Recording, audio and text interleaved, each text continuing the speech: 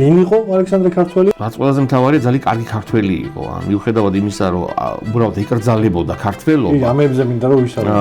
მაინც უდიდესი ქართველი. ის არ იყო ჩვეულებრივი ცხოვრების ადამიანი. აი ეს რო გითხრა. მის ცხოვრება გასაიდუმლოებული იყო უმეტეს ნაწილადო და უნდა მიმართოთ სამხედრო საჰაერო ძალებს, პენტაგონს, ნასას. როგორ მოხვდი ნასაში? ქართველი შვილმა მიმიყვანა ნასაში, რამდენადაც უცნაურად არ უნდა შეერდეს ეს.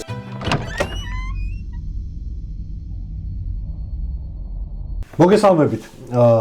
დავბრუნდით დერეფნის მე-17 ეპიზოდით თქვენთან და ეს ეპიზოდი როგორც ყველა დანარჩენი ისეთვე საინტერესო იქნება, იმედი მაქვს.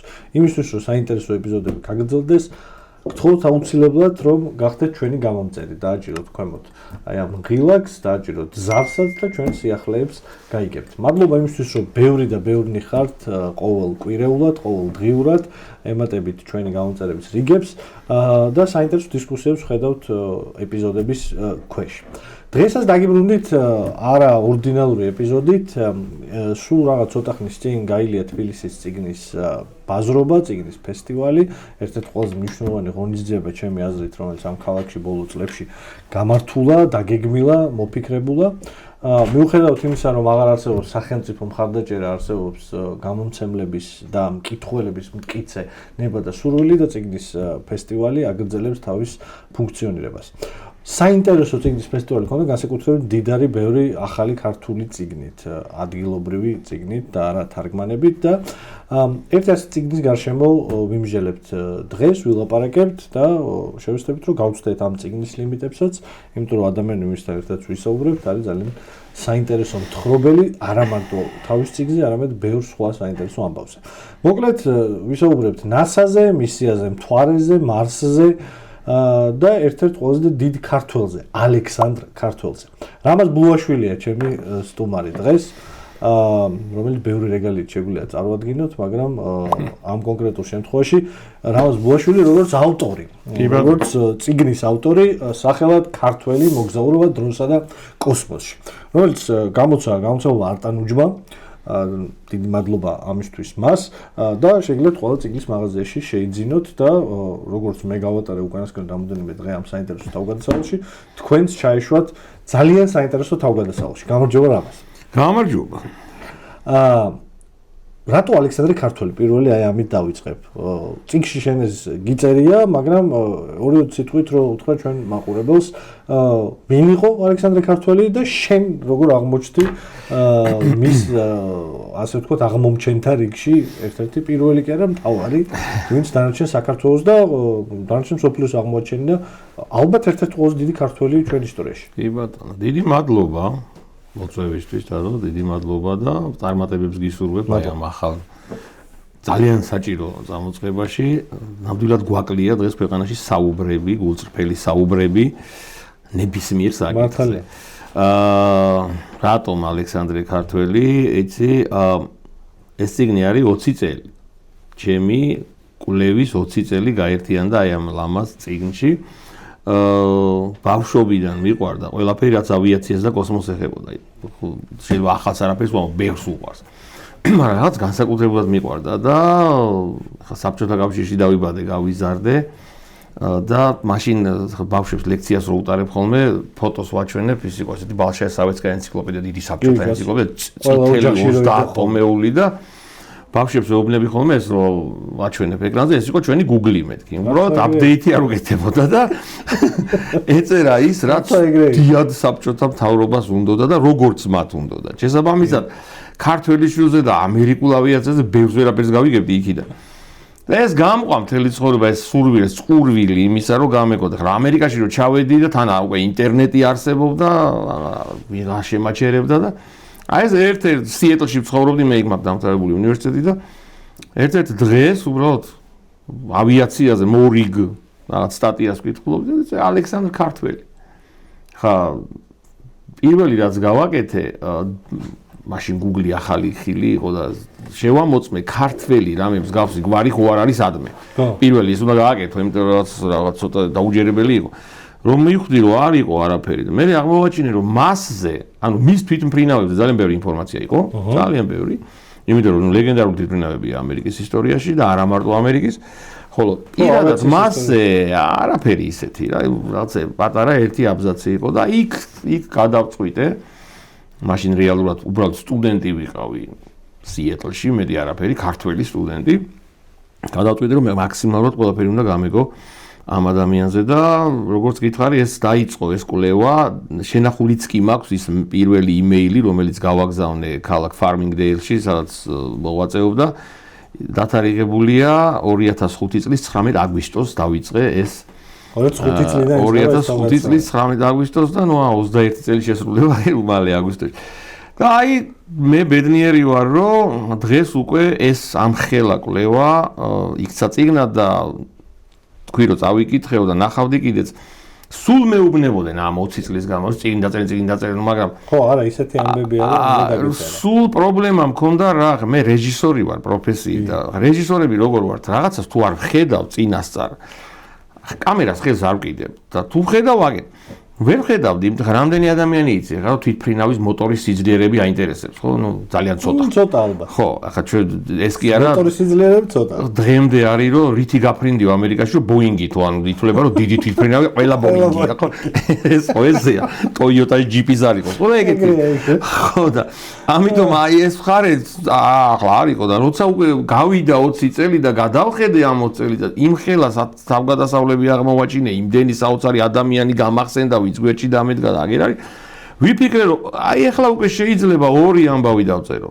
ჩემი ამბავი როგორ ვეძებდი ამ უდიდეს ქართველს და მე უკვე რა თქმა უნდა მისი ამბავი და მე მგონი შედგა ძალიან საინტერესო თხრობის სტილია სხვა შორის ეგ როცა შენ თავად ემიგრაციაში სამშობლოდან ძალიან შორს იწყებ იმ ადამიანის აღმოჩენას რომელიც არის ხო რა მართლა დღევანდელი გადმოსახედიდან როცა შენ წყალობით პირველ რიგში ბევრი რამ ვიცით მასზე თამამად შეგვიძლია ვთქვათ რომ მე-20 საუკუნის ერთ-ერთი ყველაზე შთამბეჭდავი ბიოგრაფიის ქართველი მოღვაწე არის რომელზეც ნუ ხო მე ესე ვამბობ ხოლმე რომ ყველაზე დიდი ქართველი იყო გამომდინარე იქიდან რატო ანუ უამრავი სტატია მაქვს მოძიებული მასზე დაწყებული უბრალო გაზეთებიდან დამთავრებული ლაიფით და თაიმით და რა ვიცი ყველა წერდა ალექსანდრე ქართველზე და ყველა მოიხსენიებდა მას როგორც გენიოს რუს გენიოს რუსი ხო თან ყველგან არის მიწერია ეს ხო და რუსი კი ბატონო რუსი მაგრამ ეს რუსი სხვა თემაა და რატო იყო და ეს ხო ვიცით ახლა და მაგაზე ბევრი მაქვს მე თვითონ გაკეთებული რომ ეგ შემეცვალა მაგრამ არც ერთ სხვა ქართველზე გენიოსი არ ასე ვთქვა არ ვთქვი ამერიკელებს არც ერთზე და ამაზე რა თქმა უნდა მე არანაირად არ ვაკნინებ და მაქვს აქ სხვადასხვა ქართველებზე კიდე და ბალანჩინი იქნება თუ შალიკაშვილი იქნება თუ ნებისმიერი მაგრამ ეს იყო ძალიან დიდი და რაც ყველაზე მთავარია ძალიან კარგი ქართველი იყო ან მიუხედავად იმისა რომ უბრალოდ ეკრძალებოდა ქართველობა ამებზე მინდა რომ ვისაუბროთ მაინც უდიდესი ქართველი ამებზე მინდა რომ ვისაუბროთ იმიტომ რომ კიდე აი ამას ვამბობ რა საინტერესო თხრობა რატო არის ერთის მხრივ ყოველთვის რა მე თვითონაც 10 წელი მაქვს გატარებული ემიგრაციაში ქვეყნის გარეთ და ვიცი რას ნიშნავს ეს და არ არის მარტივი არაფერი მარტივთან ახლოს არ არის და როდესაც ასეთი რთული ცხოვრება როგორც რთულ ცხოვრებასაც გადიან ქართველი ემიგრანტები ახლა მილიონობით ქართველი რომელიც ქვეყნის გარეთ არის ძალიან ძნელია რომ დაკავდე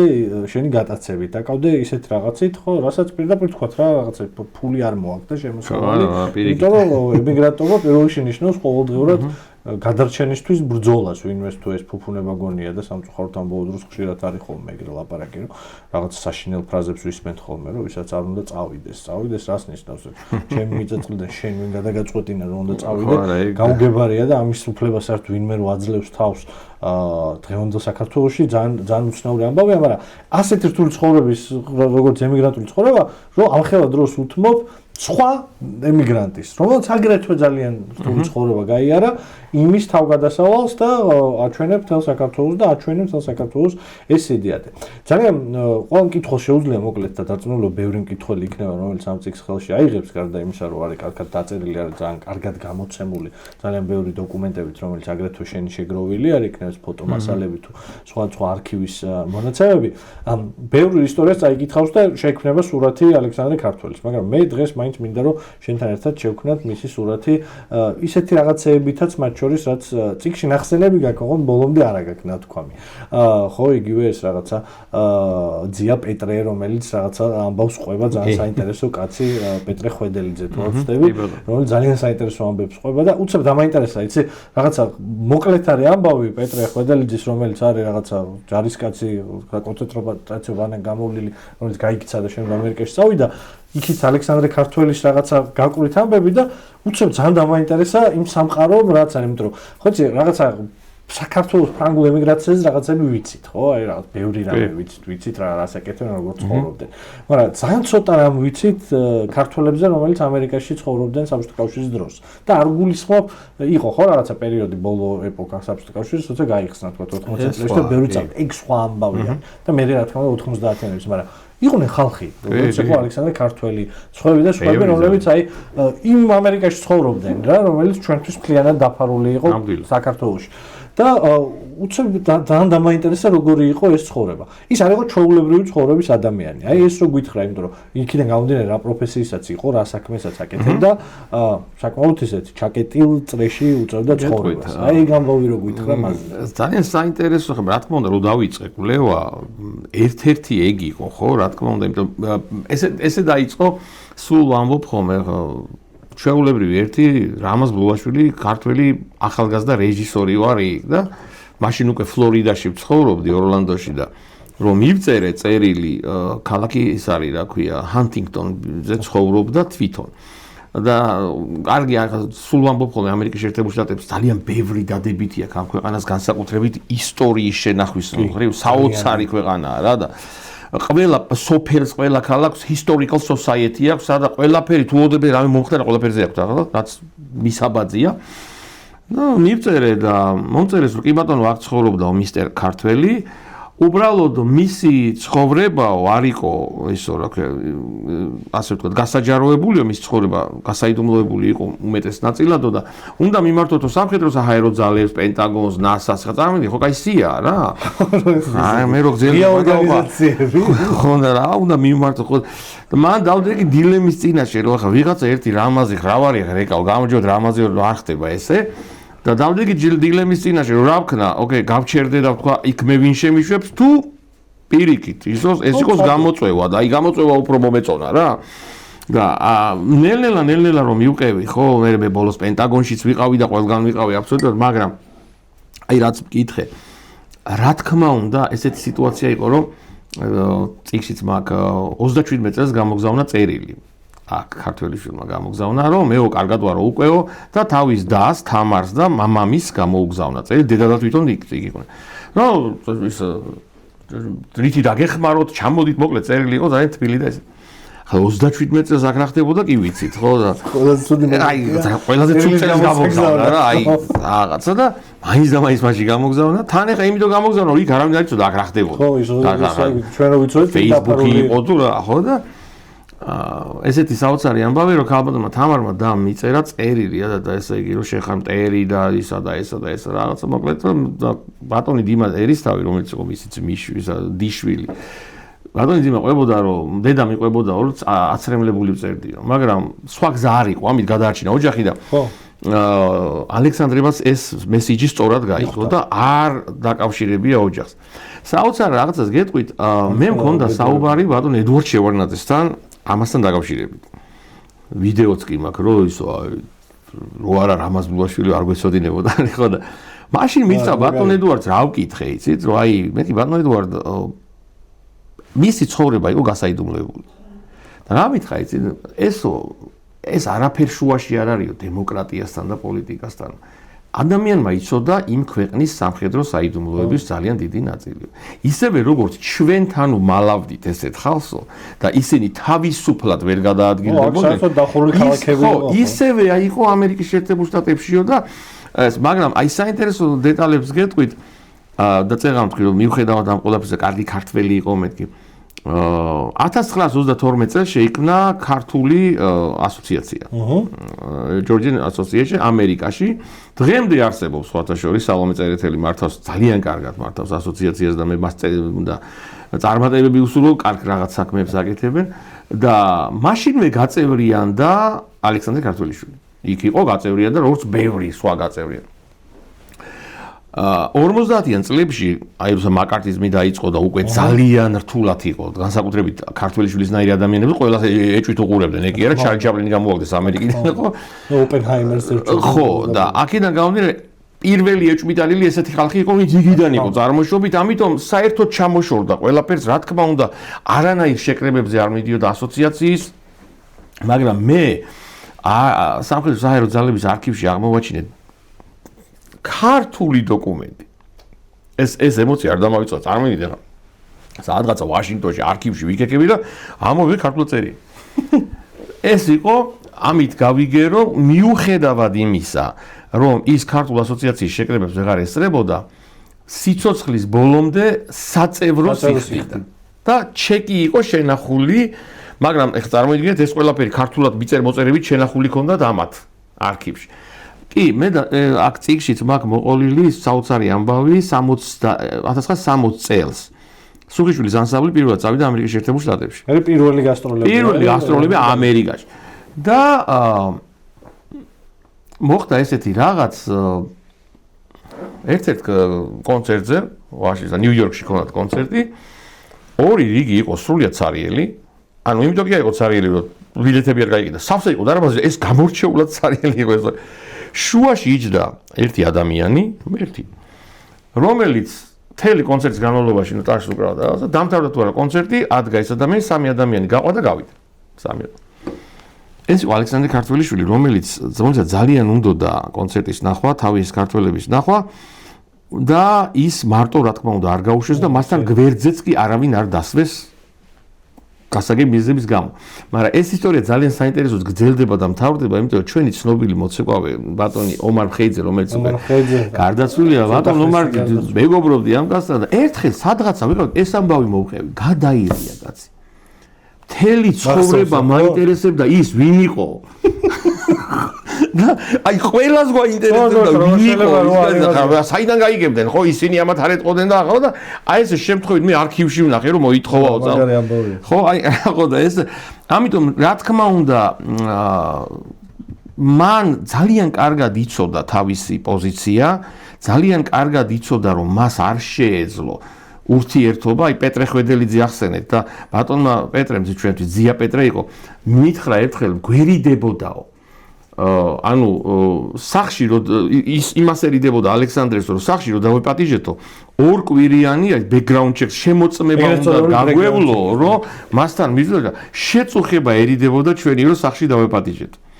ამიტომ ძალიან ტრაგიკული ფიგურა იყო იმ ხრივ რომ ხო სახში ვერ პატიჟებდა არა მარტო სახში ვერ პატიჟებდა აქ წერილს ვერ აგზავნიდა ოჯახი საერთოდ როგორ იყო არ იცოდა მეგობრებთან ვერ ურთიერთობდა ანუ და იმიტომა რომ სულ ამბობდა ხოლმე თავის მოგონებებში რომ ჩემი თვითმფრინავი ჩემი შვილებიაო მაგრამ ბოლოს დავამატებ მე რამდენიმე წლის წინ ტელეფონით ვესაუბრე მის ცოლის ძმის შვილს შედარებით ახალგაზრდაა და ეს მივაგენი და ვესაუბრე და მან მითხრა რომ მე ანკლ საშას ვეძახდი და საშა ხო საშას ეძახდი ხო და რომ მივდიოდითო პატარა ვიყავიო მამიდა ჩემიო გვიკრძალავდაო საქართველოზე არ კითხოთ არაფერიო და რატო იმიტომ რომ იმდენად ღელავდაო რომ ცუდად ხდებოდა გული აწუხებდა და ამიტომ ვცდილობდით რომ საქართველო არ გვეხსენებინაო რამხელა ტრაგიზმი არის ვინმე ჩვენ მაყურებელს რომ ესმოდეს ალექსანდრე ქართველი მუშაობდა სამხედრო ბორნდამშენებლების განმანადგურებლების პროექტებზე რის გამოც ხო ის ფლობდა პირდაპირ უცდომას საიდუმლოზე ეს არის გაგანია ცივი ომის პერიოდი და ის არის საბჭოთა კავშირიდან წარმოშობით შესაბამისად განსაკუთრებული კონტროლის ქვეშ იყო გამოვლილი აქ 50-იანი საშინელი წლები მაკარტეიზმის როდესაც იყო რაღაცა ალქაჯებზე ნადირობასავით გამოცხადებული კომუნისტებთან ბრძოლა და ამ ყველანაირ ზღვარი დაკარგა და ხო რა ეს სირთულე ამიტომ არსებობდა და აი ახსენა ბატონი ედუარდ ჩევარდნაძის განცხადებაც ხო ასეთი ადამიანები მაგალითად ასეთი პროექტები საბჭოთა კავშირში დახურულ ქალაქებში ეგრეთ წოდებული დახურულ ქალაქებში ცხოვრობდნენ არზამასი ამ შემდეგ ამიტომ აი ეს რო კონტექსტი ყველა გაიგოს რატო არსებობდა ეს სირთულე მისი კომუნიკაციისა თუნდაც საქართველოში დედა ყავდათ ან და დანარჩენი ოჯახი იყო აქ. სხვაჯერს ეს ძალიან საინტერესო მომენტია და არ შემიძლია არ შევეხო. ის არის 1919 წელს წასული აქედან სასწავლებლად პარიზში. დამოუკიდებელ საქართველოს. ის არის ერთ-ერთი სტიპენდიანტი დამოუკიდებელი საქართველოს პირველი რესპუბლიკის აი იმ რაღაცა საოცარ კრებულში ადამიანების, როგორიც იყვნენ მაგალითად მხატვრები, გუდიაშვილი, კაკაბაძე, ახვლედიანი, მწერლები, გამსახურდია, რობაქიძე და მათ შორის ალექსანდრე ქართველი. პირველი რესპუბლიკა ეს იყო აი რაღაცა საოცარია თუ ამ თვალსაზრისით, რომ იმ რაღაც არასრულ 4 წელიწადში როგორ კარგად ესმოდათ მნიშვნელობა განათლების, თანამედროვე განათლების, რომ აი კაცი გაუშვეს აერონავტიკის უმაღლეს სკოლაში სასწავლებლად და ასეთი ბევრი იყო და მართლა ეს იყო რაღაცა მსოფლიოსთვის უმნიშვნელოვანესი ფიგურები, რომელიც პირველ რესპუბლიკამ დააფინანსა მათი განათლება, პირადად ეს იყო პრეზიდენტი ჟორდანიას სტიპენდიები.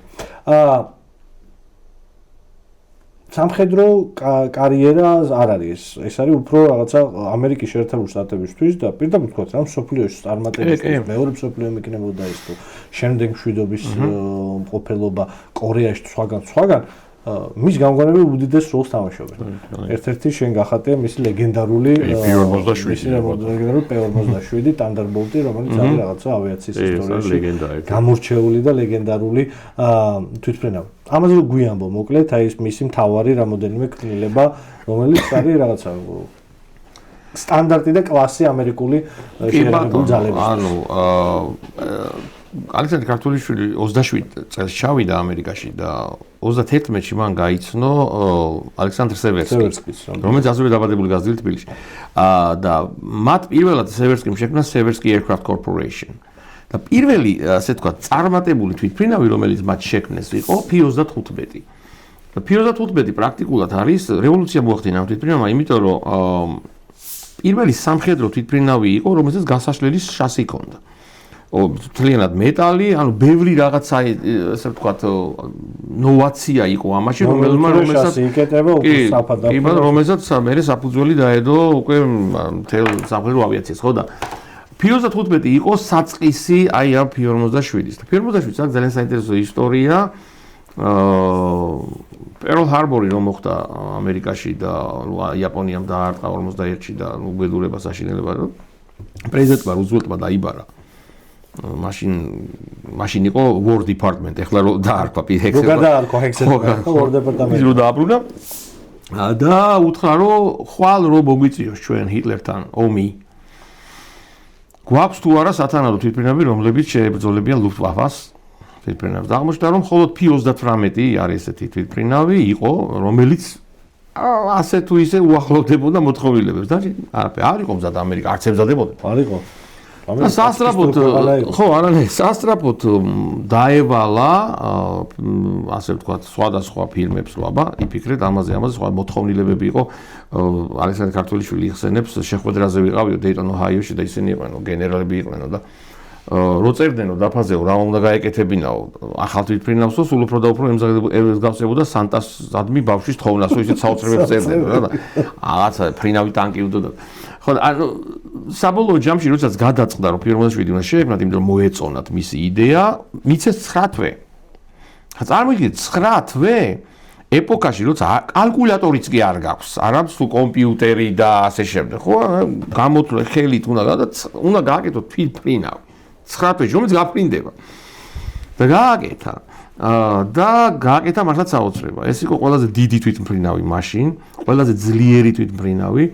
და აღსანიშნავია, რომ P-47-მა მოხდა რეკორდი, იმიტომ რომ ყველაზე მეტი გაკეთდა საერთოდ ისტორიაში 15600 P-47 გაკეთდა და ამ ამბავს ამ თვითმფრინავს აქვს ძალიან ბევრი საინტერესო ისტორია წიგნშიც, მაგრამ ფრინავები წერდნენ ქართველიშვილს, რომ დიდ მადლობებს ვუხდით, რომ შენმა თვითმფრინავმა გადამარჩინა. ეს იყო თვითმფრინავი, რომელიც ჭურვი რომ მოხვედროდა მოტორში, მაინც ახერხებდა დაждომას.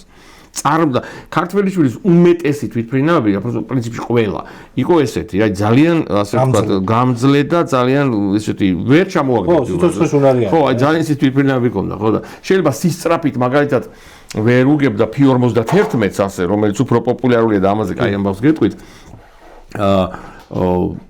აი ამ სიძლიერით და იმით რომ ფრინავები თვითმფრინავს ენდობოდნენ, რა ძალიან მნიშვნელოვანია, ფრინავი თვითმფრინავს ენდობა ის ძალიან მნიშვნელოვანია. არის თავს გძნობს. ხო, ის იყო ძალიან პოპულარული და მე ფრენკი აი რომ აქვს მოყოლილი რუსი ეგონა, რუსის გაკეთებული ეგონა, იმ კაცს ვკითხე, ეს მეთქი P-51 და P-47 ერთი და იგივე ეპოქის თვითმფრინავებია და P-51 ბევრად უფრო პოპულარულია.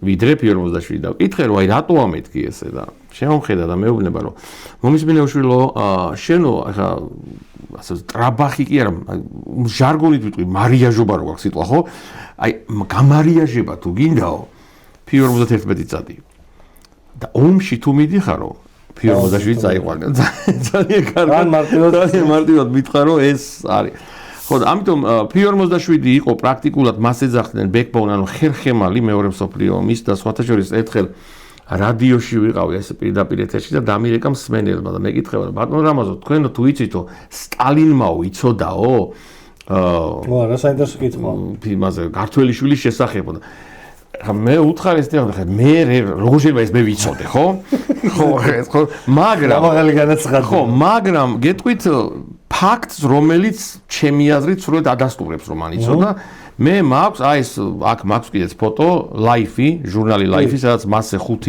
გვერდიანი სტატია იმავე ჟურნალში სადაც ეს სტატია არის სტალინთან ინტერვიუ მართლა კი ბატონო შესაბამისად ეხა სტალინს ხო მიუტანეს ეს ჟურნალი ხო და ისე შენი გადაშალა და წერია ქართველი ხო აი მინიმუმ ეს იცოდა და მინიმუმ მოიკითხავდა იმას ვინ ქართველიო ამას მოყვა მე ლენდლიზის წესით 700 P-47 გადაეცა საბჭოთა კავშირში ეხა სტალინს როგორ ელოლიავებოდნენ და ელაქუცებოდნენ კი ვიცით და აუცილებლად ეთყოდნენ ეხლა ეს ქართველი შვილის გაკეთებული მაგაზე ეხა ორი აზრი არის აუცილებლად და არ გონია რომ საბჭოთა დაზორებას ეს არ წოდნა და რომ იყო ქართველი არა ეწერა რომ ქართველი ვერი რა ვიცი ხო ამას მოყვა მე P-47-ის მე უკვე დაიწყო და სხვა შორის წეგან ახსენე და მე ვიტყვი აქაც მაგ ქართველი შვილის ყველაზე დიდი ოცნება იყო გადასულიყო იმაში სამგზავრო ავიაციაში. ხო, სულ ამბობ. სულ უნდოდა რომ და მისი პირველი მცდელობაც იყო ეს XF-12 Rainbow.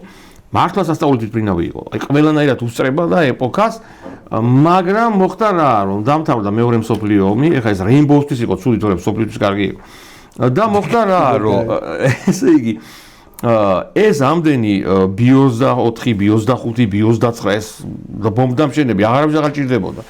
და ძალიან ნიაფად გაიდა ჯარმა და მიყიდა ავიაკომპანიებს, რომლებიც ადაპტაცია გადააკეთეს სამგზავრო თვითმფრინავი. ხო, ეს პანამის და იმათ პირველ სამგზავრო თვითმფრინავი. ამიტომ ეს აღარ დაჭირდათ ეს ახალი და პლუს ამას დაემთხვა მე მოყვა უკვე რომ დაიწყო რეაქტიული ერა, Jet Age და უკვე ყველა ითხოვდა რეაქტიულ თვითმფრინავს და ეს ორი თვითმფრინავი შეიქმნა და ერთი ჩამოვარდა, მეორე არ ვიცი, მე მგონი ისიც ჩამოვარდა, მაგრამ სულ ყოველთვის ძალიან გულდაწყვეტით იხსენებდა ის, რომ ესო აი მართლა შანსი მქონდაო, რომ სამოქალაქო ავიაციაში გადასულიყო, მაგრამ არა, ხო, ვერ დათმო მე მგონი ამერიკის შეერება. ვერა, ხო, მე ამას შემდეგი უკვე ერთ-ერთი პირველი რეაქტიული თვითმფრინავი ამერიკის ისტორიაში არის F-84, რომელიც კორეის ომში სხვა შორის ნიშანდობლივია, რომ კორეის ომში F-84 იბრძოდა Su-15-ის წინააღმდეგ, რომელიც იწყებოდა თბილისში.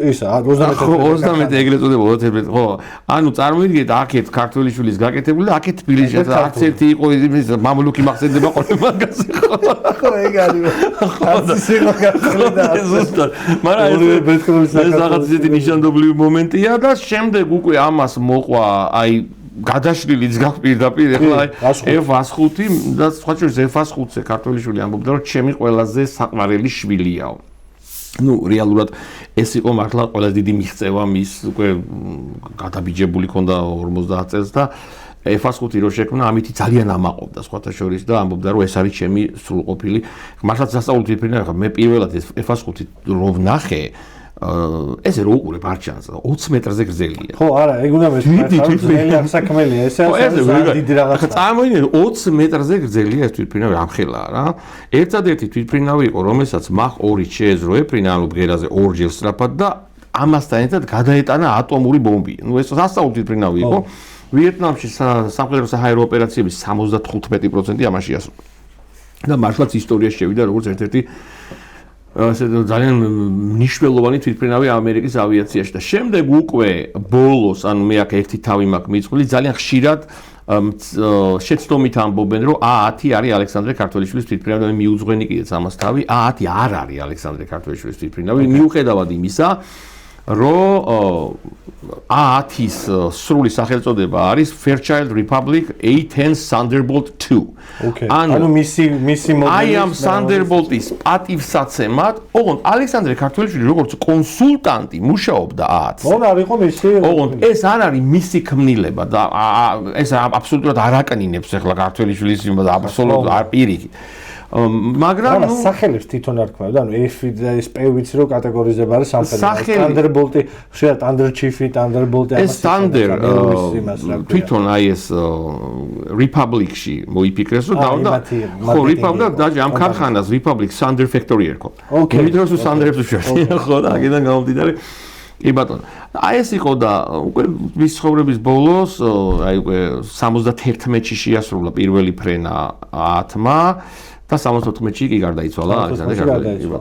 50 წელი ემსახურა ამ საქმეს. კი, 50 წელი ემსახურა და ესე იგი Republic Aviation შეიქმნა 39-ში და მერე 63-ში Fairchild-მა იყიდა.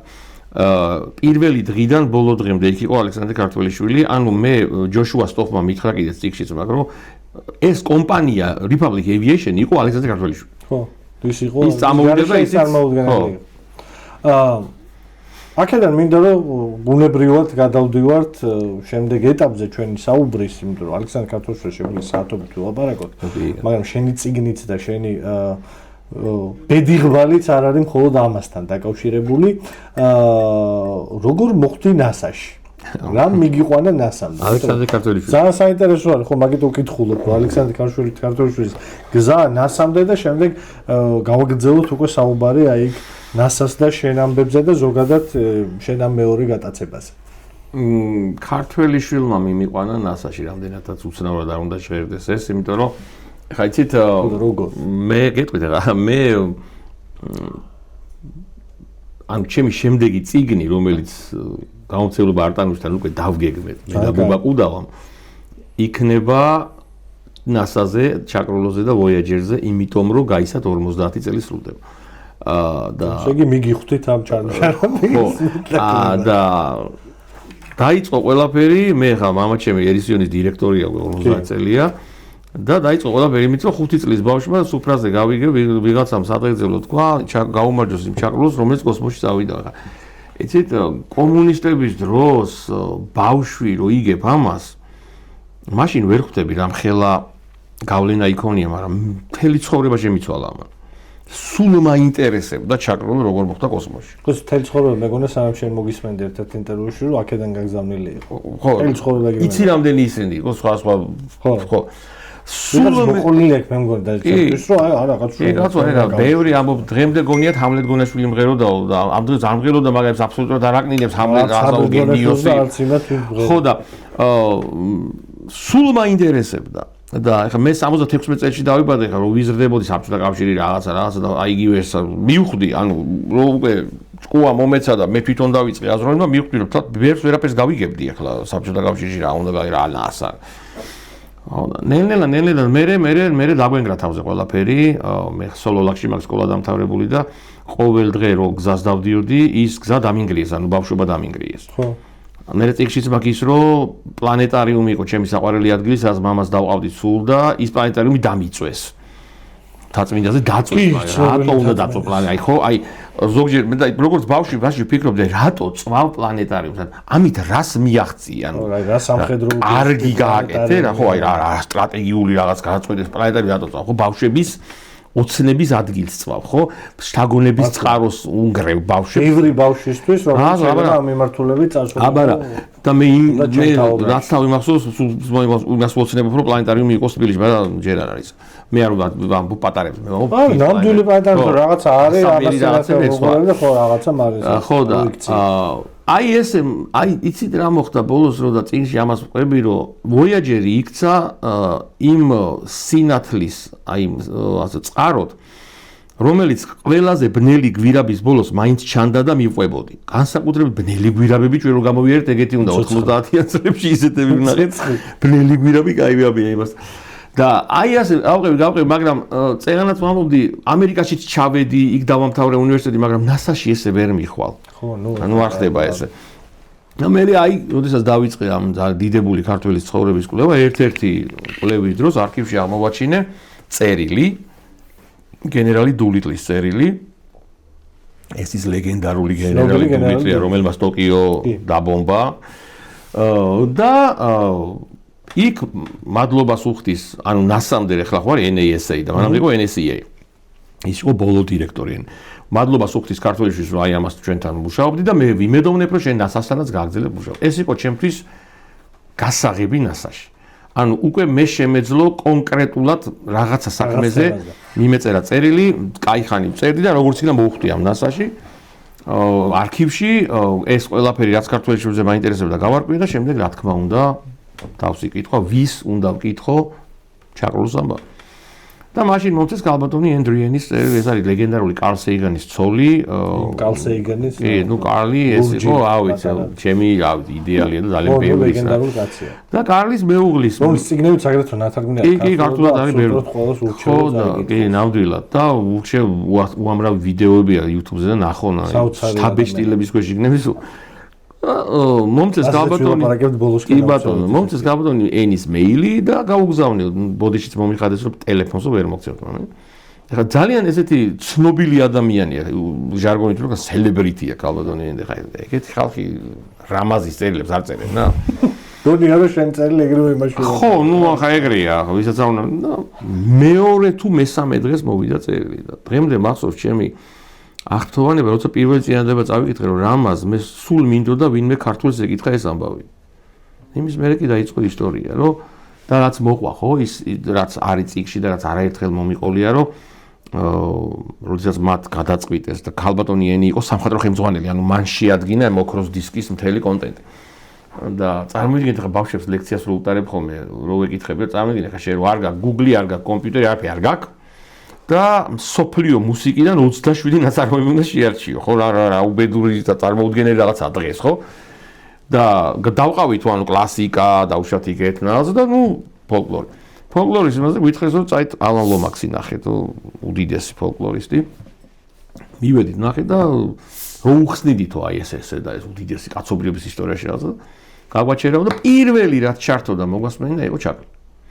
და იმდენად მოვინუსხეთო და იმდენად აი დიდი ის ქონდა ხმის სისტემაო და ვისი ამოვნეთო და თქვით რომ ეს კი ბატონო იმავე საღამოს კარლს მოვასმენინეთო კარლ სეიგანს იმანაც თქვა რომ კი ბატონო ჩაკრულო ყველანი კონკურსის გარეშე მოხდა იქ იწყება ისტორია ჩანაცვლების ისტორია 3 დღეში მოდის NASA-ში წერილი მოსკოვიდან საბჭოთა კავშირის საელჩოდან წერილი რომ ჩვენ გავიგეთ გაიგეს ადრე შეიძლება გაგვიროდა ეხლა აღარ გვიგვეს რომ გაიგეს რომ უშვებთ თქვენ და ჩვენ არ არის დამოუკიდებელი საქართველოს არ არის დამოუკიდებელი ქვეყანა ჩვენი ასე ვთქვათ საბჭოთა კავშირის ნაწილია და ჩვენ უნდა გადავწყვიტოთ ნომინირებული იქნა პადმასკოვნიე ვეჩერა ხო ნუ იცი რა წინა თაობის ხალხს ხა ის იყო ხოლმე რადიო იწყებოდა პადმასკოვნიე ვეჩერას იმითი პაზივნოის ეძახდნენ ძალიან სასაცილოა რა და სად პაზმასკოვნიე ვეჩერა თქო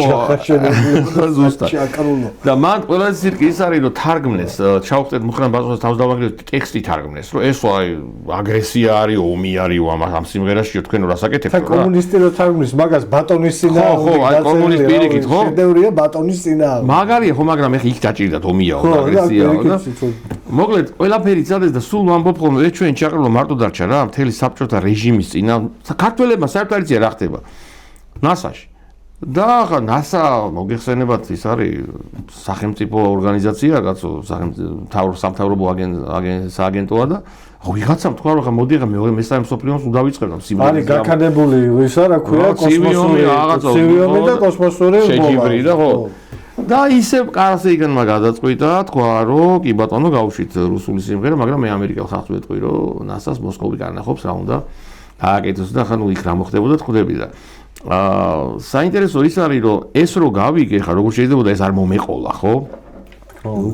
აქ ჩამოვედი ეს და სხვათა შორის ნინო ქაჯაიას ქონდა გადაცემა ცხოვრება მშვენიერია და იმ გადაცემაში პირველად მოვყევი ეს ხო მე მანდ მაგ ნახე ხო და აქედან დაიწყო ყველაფერი და მივედი იქამდე რომ მე გადავწყვიტე რადგან ეს ამბავი გავიგე მეთქი ფილმი უნდა გადავიღო ახლა ამაზე ხო ახლა რეჟისორი ვარ დოკუმენტალისტი ვარ მაგრამ ბიჭო კი გადაიღე მაგრამ იმ ნასაში მაინც ვერ მოვხვდი ნასაში ვერ ჯევედი და მოხდა ის რომ ჩემმა ერთ-ერთმა მეგობარმა კრიშლიტერი მაშინ იყო ამიერკავკასიაში ბრიტიშ პეტროლიუმის წარმომადგენელი რაღაცაზე აი ეს ამბავი მოუყევი და ნასაში რა გინდა მე რას ვიყავ ყველაფერი JPL ანუ Jet Propulsion Laboratory სადაც შეიქმნა ეს Voyager და აბსოლუტურად ყველაფერი იმის თავარი ინჟინერი რობ მენინგი რომელიც ჩემთვის იყო აი ყველაფერი ნანახი მქონდა რობ მენინგს იცოდა ბოლოს ესე მეკითხება აი შენ რომ მკითხავ ახლა იმას იცნო ვიღაცას აქვე მე ვთქვი არა ცნობით არა მაგრამ ვიცი ვინც არის მე ჩემი კურსელია ვიღაც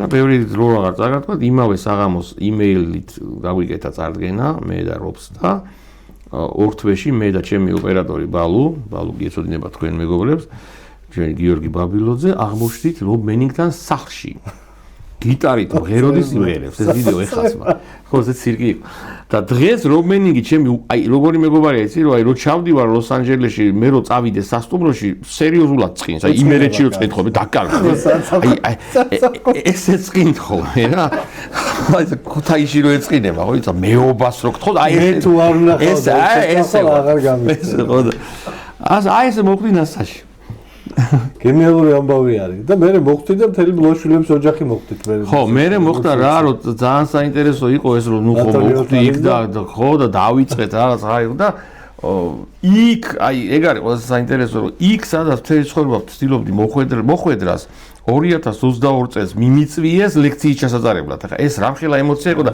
რობმა რომ მომწერა ეს ჯერ ხო 1-3 ჯერ წავიკითხე ეს იმეილი რომ მართლა ეს ეწერა და მე გავკარდიერდი მივწერე მაშინ თუ ვაკეთებ ბოლომდე კარგად გავაკეთოთ მეთქი და ნუ მამა ჩემის ყმა იქ არის იმაზე ჩანაწერში და მეთქი მამა შენ ერთ-ერთი ვინც მღერის ჩანაწერი ხო ეგ არის კიდე მაგარი და მეთქი ჩამოვიყვან მამა ჩემს ჩემი ძმაც ერისიონის სოლისტია და ცოცხლად შევასრულებთ მეთქი ამაზე ზუგადაირინი რას ქვია უგას ვაბარაო და აი ესე და ყველაზე კარგი ის იყო რომ მამა ჩემს ახლა რო ეთქვი მამა ჩემს რომ მოდი სიმღერა ვიმღეროთ ქართული ხალხური ბანით უყვავს იმიტომ რომ ერთი ბანი არ შეიძლება და ჩაკროლოზე მithumე ბანი არ აყვავს რა უნდა ვქნათ მოიცა რაღაცა ფიქრობ და გიგა აგლაძე ჩვენი გიგა აგლაძე ვიცით ჩემი მეგობარი ჩემი ძმა გიგა და მისი შვილი ნიკა იყვნენ ლოს-ანჯელესში მაშინ ურეკავ გიგასო მეთქი ბანი მჭირდება მე რა ბანი მჭირდება ჩაკროლა უნდა ვიყო ნასაში მაშაყირებ თუ არა მეთქი არ გაშაყირებ ცირკი იყო რო ჩავედი ჯერ გიგასთან საში რეპეტიციებს ხო გავდიოდი მე აი ამ ბლუაშვილებმა და აგლაძეებმა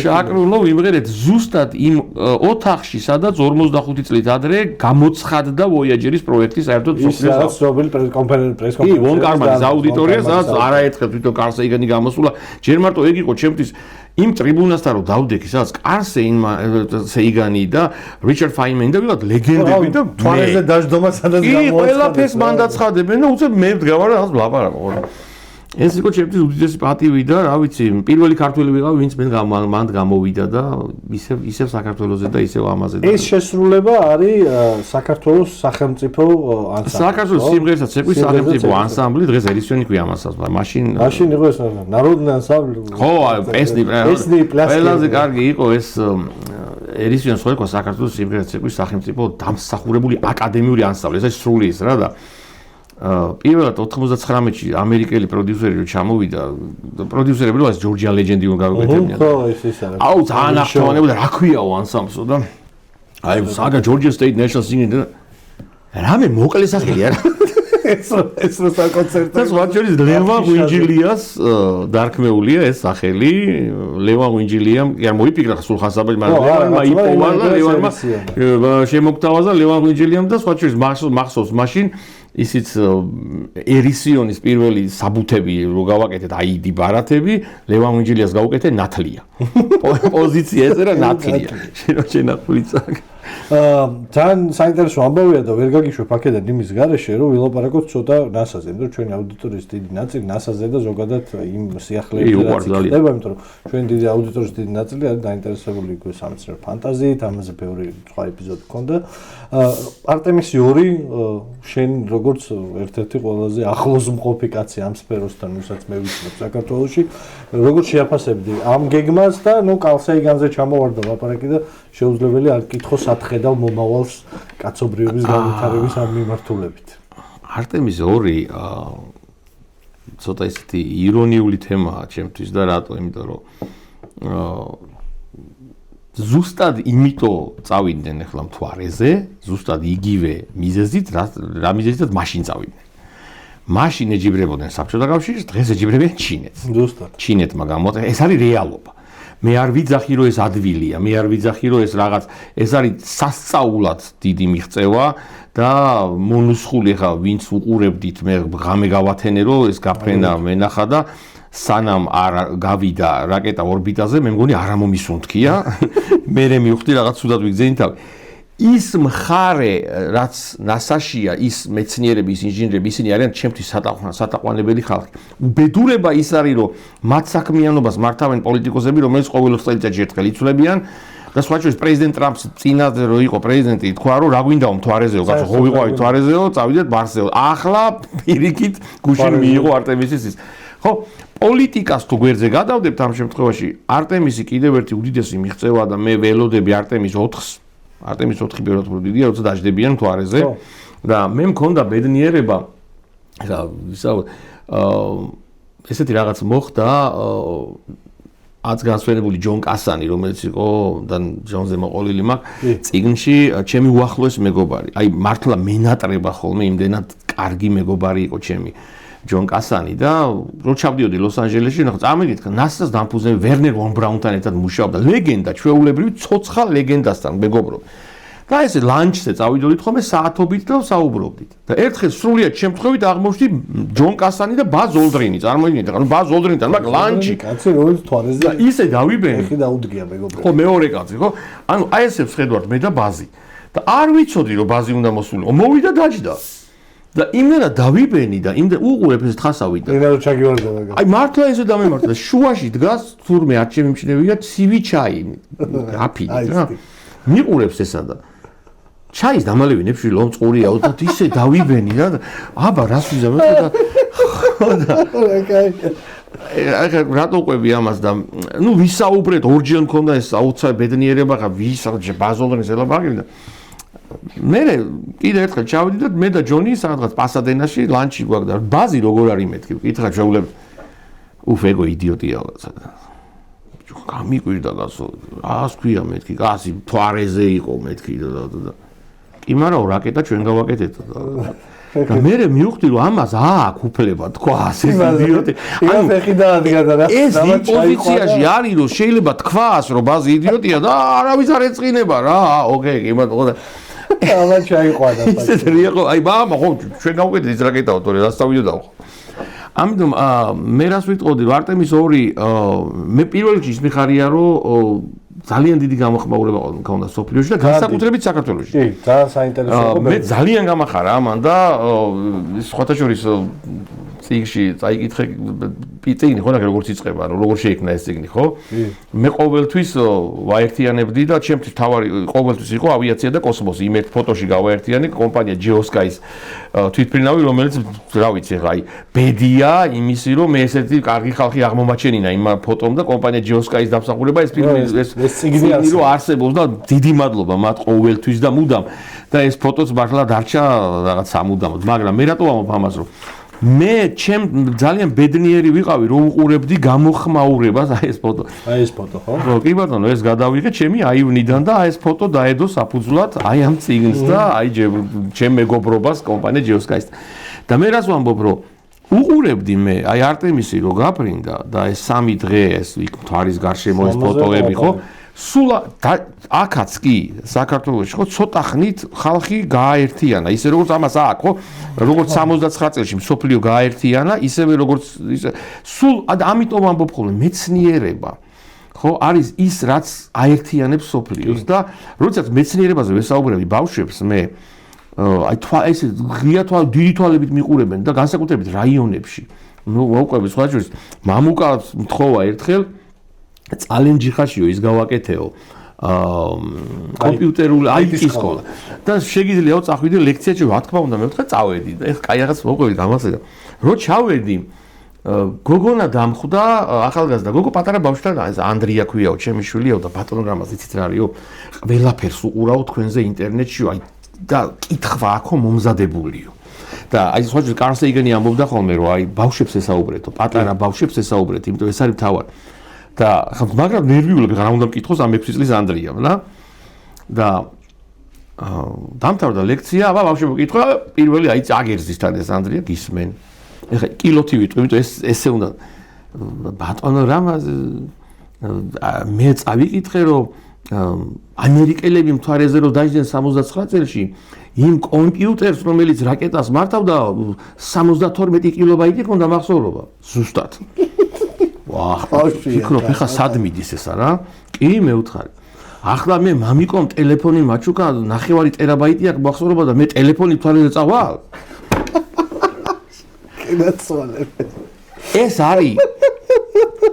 ეს არის ის შემთხვევა როცა შენ დგები უდიდესი პასუხისმგებლობის წინაშე ეს ბავშვი ხვალ ინჟინერი გამოვა თუ კუპატის გამყიდველი იმიტომ 99% შემთხვევაში ქართველი მშობელი ეტყვის აი ხა სულელი ხო არა ხა სულ ტელეფონი როგორ წახავ თვარეზე ხო აი ამდენი ტვინი არაგა უნდა ელაპარაკო და ბავშვი იმდენ ტვინი აქვს რომ მაგას მიხვდა ჯერ რამდენი იფიქრა რომ ეს ჩამოაყალიბა ხო ამიტომ სულ ვამბობ ხოლმე არაერთხელ ეთერშიც მიტყვია რომ ბავშვებს ვესაუბროთ არ არის აუცილებელი რაკეტებზე ნებისმიერი რამე მოუყვეთ ხო ამბავი ყველას გვაქვს რამდენიღაცა გადახვდენია რაღაცა მოუყვეთ იმიტომ რომ იმით ის ბავშვი ვითარდება და რა ნაპერწკალი აენთება თავში არ ვიცით ვინ წარმოიდგენდა რომ ალექსანდრე ქართველი თბილისში დაბადებული რაღაც მე-19 საუკუნის ბოლოს თბილისში დაბადებული კაცი იქნებოდა ის ვინც რა ვიცი სამყაროს აჩუქა და ბოლო თავი ხო წაიკითხე ასკი როგორ არის და იმ თავარი ჩემი მიზანი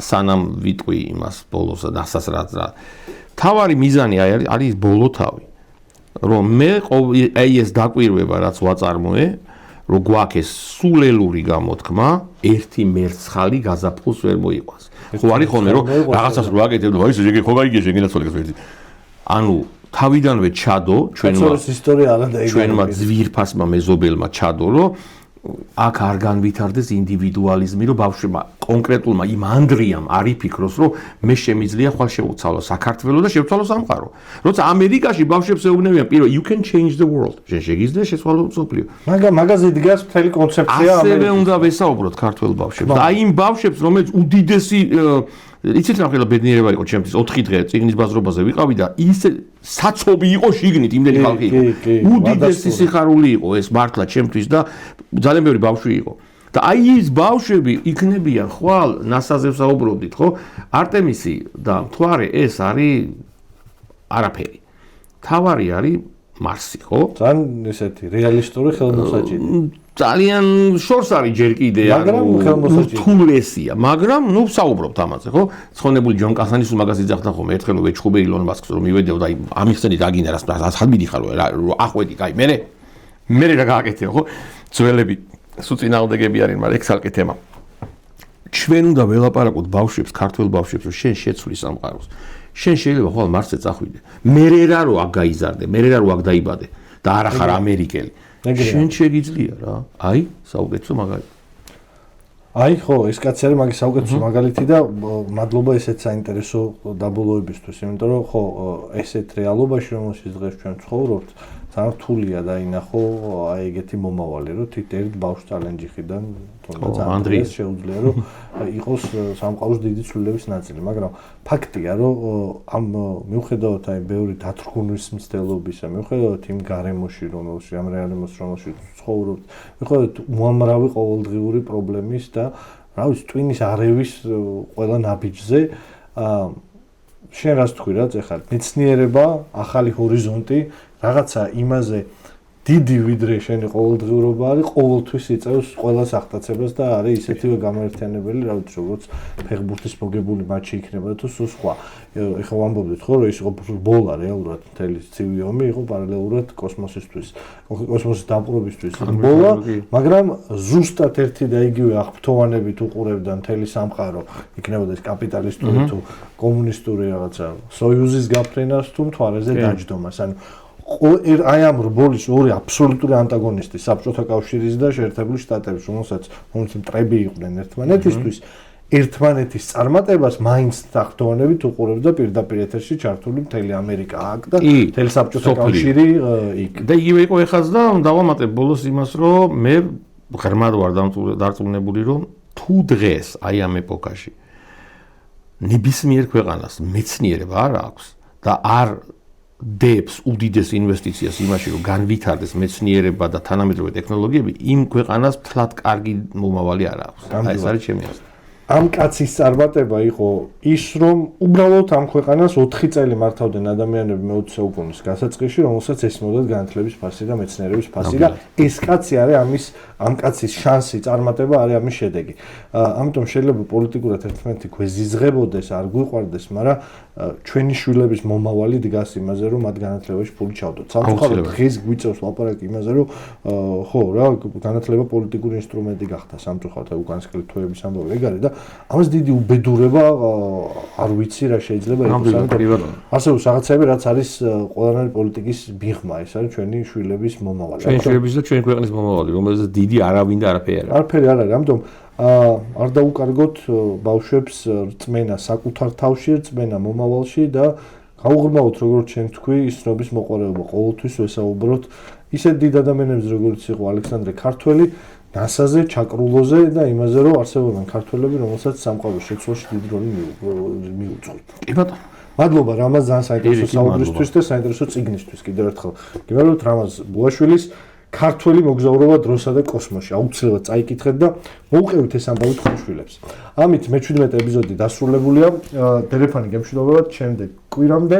გამოგვიწერეთ, შემოდით კომენტარებში და ვისაუბროთ თუნდაც იმაზე, რა არის მარსზე მოგზაურობის ბედი. კომენტარებში აუცილებლად შეგვიძლია ამ დისკუსიაში ჩვენც ჩავერთოთ. მადლობა და მომავალ შეხვედრამდე. მადლობა.